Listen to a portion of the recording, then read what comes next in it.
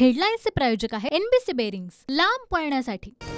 पूजा खेडकरांना पुणे पोलिसांकडून नोटीस। आज पुणे पोलीस आयुक्त कार्यालयामध्ये हजर राहण्याचे आदेश। पुणे जिल्हाधिकारी सुहास दिवसेंवर केलेल्या आरोपाच्या चौकशीसाठी हजर राहण्यासाठी नोटीस। आज आणि उद्या मुंबईमध्ये भाजपच्या कोर कमिटीची बैठक। महाराष्ट्र प्रभारी भूपेंद्र यादव आणि सहप्रभारी अश्विनी वैष्णव उपस्थित राहणार। मुंबईमध्ये उद्या काँग्रेसच्या 2 महत्त्वाच्या बैठका। विधान परिषद निवडणुकीमधील फुटीर आमदारांवर उद्याच कारवाई होण्याची शक्यता। नगरसेवकांनी साथ सोडताच अजित पवार ऍक्शन मोडवर। आज पिंपरी चिंचवडमधील नगरसेवकांची बैठक घेणार।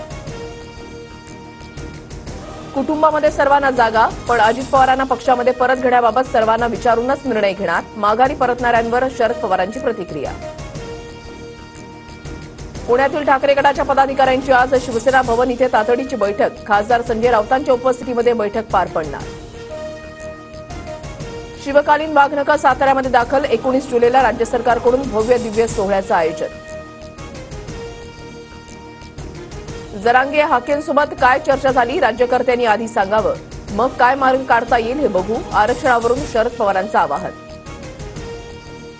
12वी उत्तीर्ण विद्यार्थ्यांना महिन्याला 6,000, डिप्लोमाधारकांना 8,000 तर पदवीधर तरुणांना 10,000 रुपयांचा भत्ता मिळणार।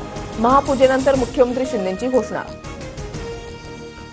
लोकसभा निवडणुकीच्या निकालानंतर लाडकी बहीण आणि लाडका भाऊ योजनेचा चमत्कार। लोकांनी जागा दाखवली की बहीण भाऊ आठवतात, शरद पवारांची टीका। गडचिरोली पोलिसांना राज्य सरकारकडून 51 लाख रुपयांचं बक्षीस जाहीर। 12 माओवाद्यांना ठार केल्याप्रकरणी उपमुख्यमंत्री देवेंद्र फडणवीसांकडून बक्षिसाची घोषणा।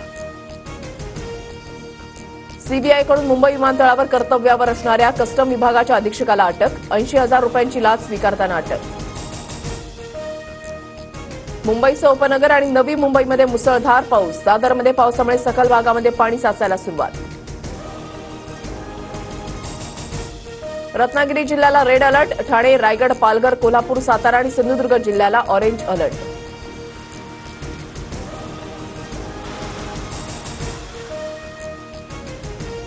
हेडलाईन्सचे प्रायोजक आहे एनबीसी बेरिंग्स, लांब पळण्यासाठी।